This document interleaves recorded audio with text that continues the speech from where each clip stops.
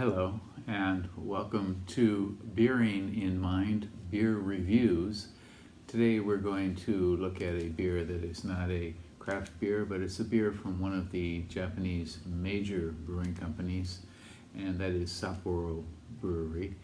And this beer is called Sapporo Sakura Beer 2020. And as you can see, the label has got kind of a retro sort of appearance, not a 2020 appearance. It does have the kind of stylized cherry blossom in the middle, which is what sakura is. Sakura is a cherry tree and cherry blossom, and you see that here on the label.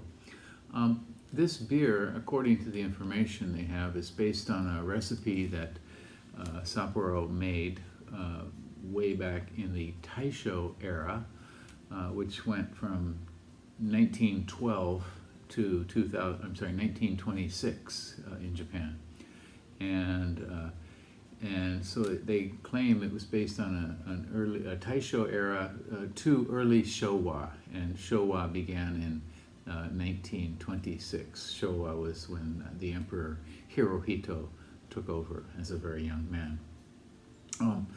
And they have the label from this. They say that this was from the second year of Taisho, which would have been 2013, and in fact that's what 1913, and that's what it says right here. So the image is of a label from 1913 from the Kitakyushu Brewery, southern Japan, not Sapporo, but southern Japan. Kyushu Brewery, and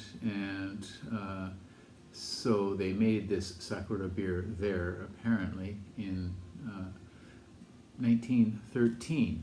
So it should have a slightly different taste. Now I've heard that it was again based on this recipe from that time, which would probably lead to a much maltier beer than we're used to these days.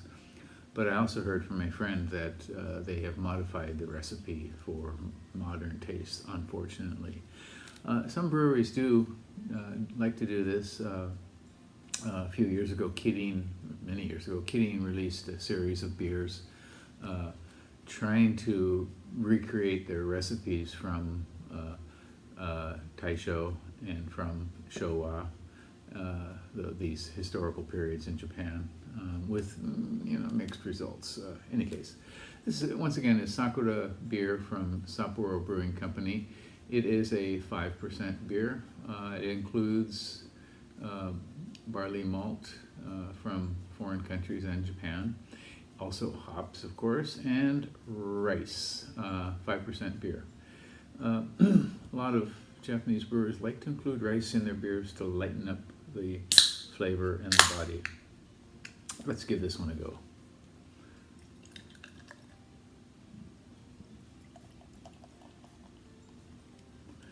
So, well, it certainly is darker,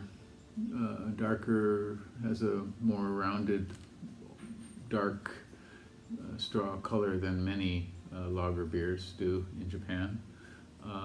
Carbonation is fast and furious. You can see how it's rising up there. And we have a solid finger of white foam on the top. So it is basically clear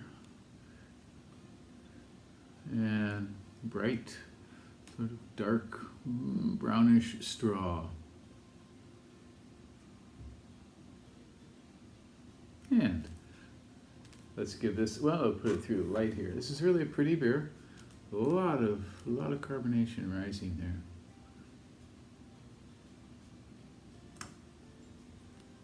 Okay, let's try the aroma. Okay, it is quite malty.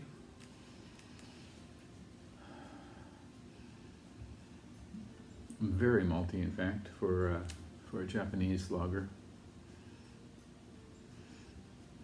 I think the hops might be coming through. There's some mild grassiness in here for sure.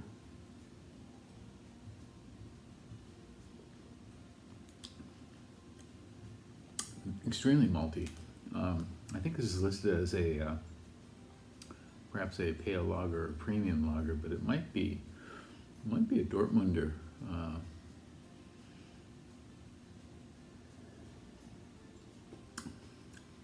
Early brewing in Japan was very much influenced by German beer, German breweries, and in fact, German brewmasters were brought to Japan to help start the early industry in Japan. Yeah, this is very malty.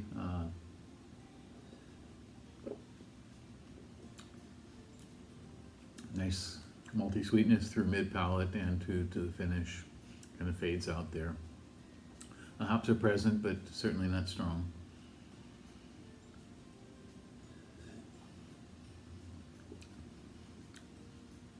Yeah, it's not a Pilsner. It could be a Dortmunder. I think it's classified as a pale lager, but it probably should not be. This is a very tasty beer. I'm sure this is going to be very limited. If you'd like to try it out, you can find this in convenience stores around Japan, liquor stores as well. So give it a go and tell me what you think about this beer.